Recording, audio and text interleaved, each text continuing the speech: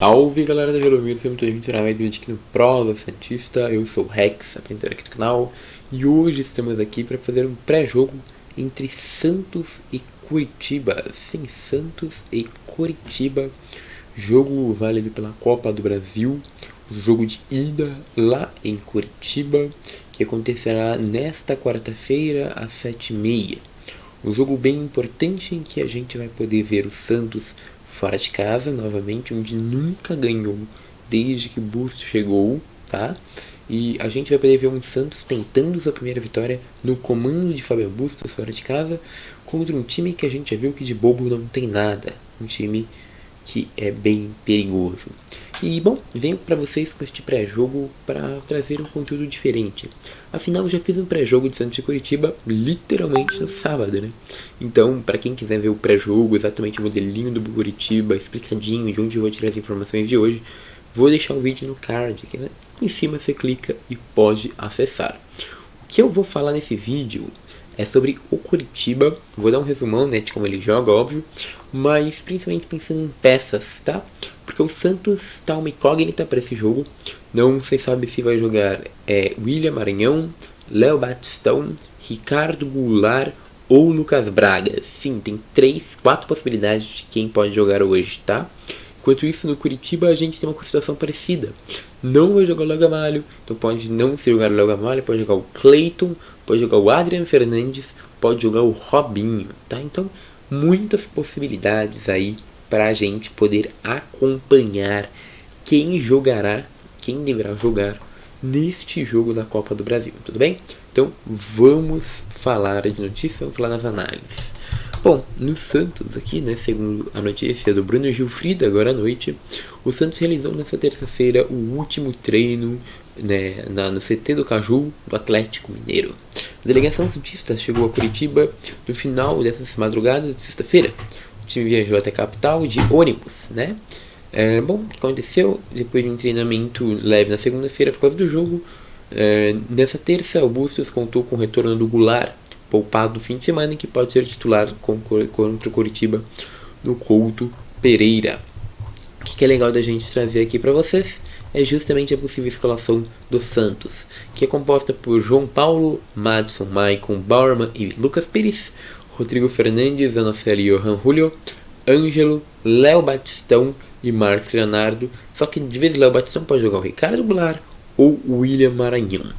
Legal, então a gente já tem algumas possibilidades. Vamos para o site da UOL, porque para o site da UOL a gente tem outras possibilidades. E, bom, segundo a UOL, o Santos pode jogar com João Paulo, Madison, Maicon, Eduardo Bauerman, Lucas Pires, Rodrigo Fernandes, Zanocelo, Johan Julio, Ângelo, Léo Batistão, Lucas Braga e William Maranhão. Sequer é falado de Ricardo Goulart, tá? Isso é interessantíssimo. E, bom, aqui falam que Adrian Martinez ou Cleiton, não falam também do nosso querido Tony Anderson e o Robinho, mas eu vou explicar o porquê.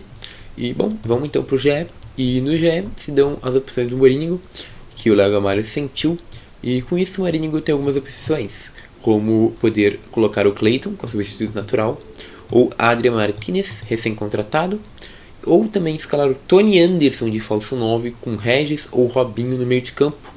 Inclusive, o Morínigo tem mais confiança no Robinho para fazer esta função. Então, basicamente, a gente poderia ter um time interessante. Vamos analisar as opções do Curitiba para esse jogo, então. Já que não tem o Léo Gamalho, as opções são Adrian Martinez, centroavante, que jogou contra o Santos, não fez nada, óbvio. Mas se a gente for pegar ele no torneio Apertura, tem Apertura 2022 é complicado, né? 2021 tem 3 jogos, só um começado, nenhum gol. No terceiro, Clausura 2021, 7 jogos, também nenhum gol. Em 2020 teve 2 gols. 2019, que ele jogou mais, né, no Clausura, teve 3 gols. No Apertura de 2020 ele teve mais jogos também e teve 4 gols, tá? Então não é um cara que fez tantos gols, não é um grande talento assim. Na Sul-Americana, por exemplo, ele tem 4 jogos, 3 começou e fez um golzinho, né, na Sul de 2021. Então não é um cara espetacular, mesmo que tenha vindo lá do Libertad, é um cara que é muito mais de movimentação, muito mais de criação do que um goleador de fato. Já o Cleiton, ele tem outra característica. O Cleiton é um atacante jovem de 23 anos e que no ano passado, na Série B, ele fez 105 jogos, 19, começando, meteu 7 gols, 2 assistências, tá? Então é um cara que tem bem mais chances, se movimenta um pouco menos, é um centroavantão mesmo, mais pesado, mais centroavantão de grande área.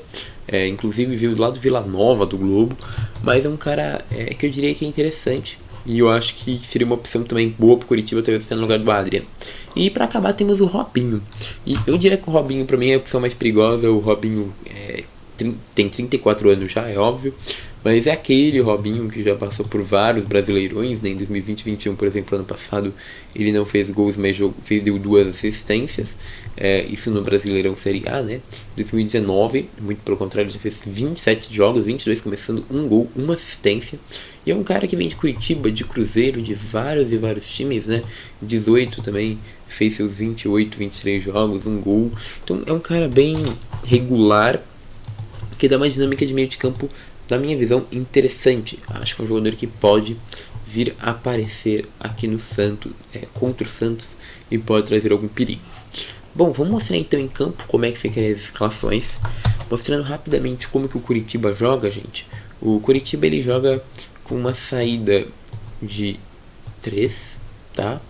Então, o Curitiba recuaria o William Farias, o Luciano Castanha Henrique, o Matheus Alexandre e o Egídio geralmente sobem, e volta o Andrei e o Tony Anderson, ou o Andrei e o Matheus Alexandre, em formação de 3-2, e o time arma jogadas rápidas. Geralmente quem volta, inclusive, tá? É o Andrei e o Egídio aqui para fazer esse 3-2, e é até por isso que o Igor Paixão tem tanto espaço na esquerda, tá bom? E o Tony Anderson ajuda também aqui mais na formação ofensiva. Então essa é a principal saída do Curitiba, uma saída de 3-2. A marcação deles é em bloco médio também, tá? Eles fazem a famosa marcação em bloco médio, às vezes em 4-5-1, às vezes, geralmente, inclusive, num 4-4-2, marcando bem parecido até às vezes como que o Bustos marca. Então o Tony Anderson e aqui seria o Gamalho, né? Mas o André Martinez talvez aqui, eles marcando numa linha média ou linha baixa, eles não marcam em linha alta, tá? Um time bem objetivo, que em poucos toques sempre tenta chegar ao gol, e é um time extremamente objetivo, tá? Isso são coisas importantes de se lembrar.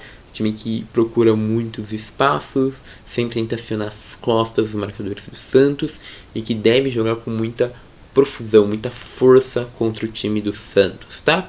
Contra o time do Santos vocês já devem saber, é uma saída de 3 ou uma saída de 4, quando faz uma saída de 4, geralmente deixa seus volantes aqui postados, então ficam 4-2, mas os laterais sobem, então na verdade ficam 2-4, os pontas recuam e formam como se fossem meias criativos, então ficam 2-4-2, e aí no ataque os dois atacantes formam uma outra linha, formando 2-4-2-2, e assim geralmente formam o ataque do Santos quando o time quer ser mais ofensivo, né? Se a gente fosse formar isso aqui com os jogadores que estão aqui, seria basicamente isso aqui, ó, o Angulo, o Goulart, o Johan Julio, o Ângelo, formando um 2-4-2-2, tá? Então seria basicamente assim que o Santos atacaria quando quer ser mais ofensivo. Quando quer recuar um pouco, o Rodrigo Fernandes ocupa aqui, e aí a gente tem um 3-3-2-2 basicamente, ou até mesmo um clássico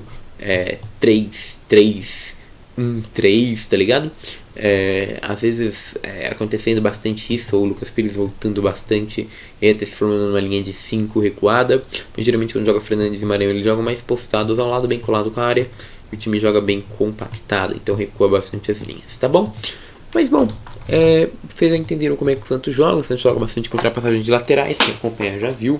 O Curitiba também, inclusive, usa bastante seus laterais para atacar. E os dois sempre tentam chegar na área do adversário com superioridade numérica e tentam recuar com superioridade numérica. São padrões dos dois times.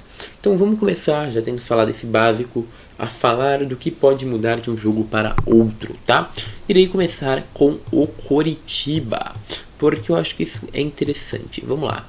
O Coritiba deve começar no famoso 4-3-3, que pode visar isso para essa saída de 3 também, com Adrian Martinez, Tony Anderson, Andrei e William Farias. O que mudaria nesse caso? O que mudaria é que o Adrian Fernandes tem mais saída, pode dar mais espaço para quem vem de trás, para o Andrei, para o William Farias e para o Tony Anderson. Acho que é um jogador interessante, mas não daria tanta coisa assim, acho que não seria a melhor opção. Já o Clayton substituiria o Léo Gamalho e eu acho que perderia o Curitiba na puxada de jogada. Eu acho que o Clayton não tem a mesma capacidade de puxar a jogada como o Léo Gamalho tem, né? Tem uma jogada muito legal do Léo, até que ele puxa a jogada lá no campo de defesa do Santos até o campo de ataque quase do Curitiba, correndo, né? E o Clayton tentando essa característica, mas acho que é um outro centroavante de área mais perigoso, que com a jogada objetiva do Curitiba pode dar certo. E para acabar, a oportunidade e a formação que eu acho mais perigosa do Curitiba, se o Tony Anderson virar um falso 9 e o Robinho ficar atrás dele. Isso aqui eu acho bem perigoso, porque o Robinho dá muita movimentação para esse meio ficaria muito leve, e o Tony abriria muito espaço pro Robinho e pro André chegar. Ficaria quase um trio de meio de campo no ataque, aí já tem esse trio que fica mais centralizado, porque os laterais abrem, então, cara, é muita gente atacando, é bem perigoso. E a opção que eu tenho mais medo é que joga o Robinho e o Tony Anderson centralizado como falso 9. Porque eu acho que é uma possibilidade de dar uma dinâmica pro Curitiba mais perigosa do que a gente está acostumado. E como é que eu apostava que o Bustos ia jogar? Uma das peças eu já errei, tá? Mas eu apostaria que o Bustos fosse jogar contra o Coritiba. Eu apostei muito nesse aqui, ó, nesse 4, deixa eu só trocar aqui, nesse 4-3-1-2, né, exatamente como ele jogou contra o Fluminense, né, então 4-3-1-2, e aí vocês falam, nossa, mas o Julio aqui, sim, o Julio ele tem essa capacidade de marcação, no final do jogo contra o Curitiba, dentro de casa mesmo, quando o Santos ficou, o Julio ficou nessa terceira linha de marcação, mostrei isso lá no vídeo tático, quem não viu, também pode assistir aqui no canal. Então o Julio já tem essa característica de compor uma linha de 3 volantes também, se for necessário. Então imagino que esse 4-3-1-2 faria sentido, mas me falaram já que o Angulo não vai jogar, né? Então esse Angulo já não vai jogar, e aí a gente já tem o Marcos Leonardo. Marcos Leonardo eu acho legal porque dá uma dinâmica, né? E bom, as opções são Batistão, por exemplo, no lugar do Goulart. Se o Batistão for no lugar do Goulart, a gente pode colocar o Batistão aqui, e com o Batistão dá pra montar o mesmo esquema, né? O esquema tático não mudaria muito. Agora, o Lucas Braga já exige um outro esquema de jogo, e a gente tem que conversar um pouco sobre esse esquema, porque é um esquema que eu não esperava. E o Zanocelo, que eu também não coloquei nem no time, mas aparentemente é uma grande opção de jogar, também possibilita outros esquemas. Então, como o Santos pode aparecer nesse jogo? Pode ser de novo um 4-3-1-2 sim, com o Zanocelo, o Johan Julio, Rodrigo Fernandes, Ângelo, Batistão e o Marcos Leonardo, é bem possível. Pode ser que não entre o Batistão, pode ser que entre o Goulart, pode ser que não entre o Zanocelo, pode ser que entre o William Maranhão. Essas são as opções de um caso de um 4-3-1-2, tá bom? Agora, se a gente for pensar em um 4-3-3, mais clássico, a gente teria a formação que a gente jogou no último jogo, né? Rodrigues, Zanocelo, Batistão, Johan Julio, Marcos Leonardo e Ângelo. É uma postura que o Bustos é acostumado a mostrar? Não. Mas, quem sabe, ele faz o mesmo jogo. Ele percebeu que o jogo foi bom e repete a escalação fora de casa contra o Curitiba. É uma possibilidade. Não é do feitio do Bustos, mas é uma possibilidade. Uma possibilidade mais tranquila da gente imaginar é só o Zanocelo saindo e entrando o William Maranhão, para ele deixar uma coisa mais contida, mais estilo Bustos, fora de casa um pouquinho mais fechado, mas ainda com um ataque bem promissor para avançar e tentar levar perigo ao Coritiba. Pode ser que o Bustos inove, tire o Batistão, bote o William Maranhão e bote o Zanocelo. E a gente teria esse meio bem mais contido de 3 volantes, né, que montaria quase meio assim, sabe? Ou assim mesmo, com o Zanocelo na frente tentando manter o meio, e aí a gente não teria essa ultrapassagem que o Batistão fez. E tem a opção do Lucas Braga, né? Eu fiquei bem curioso, porque teve a opção de não ter o William Maranhão, por exemplo, ter o Lucas Braga, e esse time ficaria muito ofensivo. Seria o Johan Julio fazendo esse trabalho de meia que o Batistão fez, e o Lucas Braga e o Ângelo abertos com o Marcos Leonardo. Opção interessantíssima também, até porque eu falei, né, que o Johan Julio foi melhor no último jogo armando do que como ponta. Então acho que melhoraria bastante o potencial do Julio. Última opção, é claro, o Goulart aqui também fazendo aquele clássico trabalho que ele já fazia antes do Batistão entrar. Também acho que pode ser uma possibilidade, né? Pode ser também, é claro, que a gente tem o Maranhão aqui com o Johan Julio, e aí a gente teria uma coisa que eu acho bem interessante, porque na hora de subir a gente tem esse 4-3-3, mas na hora de marcar formaria-se de novo aquela linha de 3 que eu falei aqui atrás, porque são 3 jogadores marcadores. Com o Lucas Braga, ó, fica 4 jogadores que tem um poder de marcação bem legal, e o Ângelo e o Marcos Leonardo só pensando em atacar. Então pode ser uma possibilidade que é interessante pro Bustos, na visão do Bustos de como o Santos tem que jogar. É isso, cara. Fiz várias especulações do que pode acontecer amanhã. Espero que vocês tenham curtido. Se vocês curtiram, peço seu like, seu comentário, sua curtida, seu compartilhamento e inscrição. Muito obrigado de coração, meus queridos. E agora eu fui.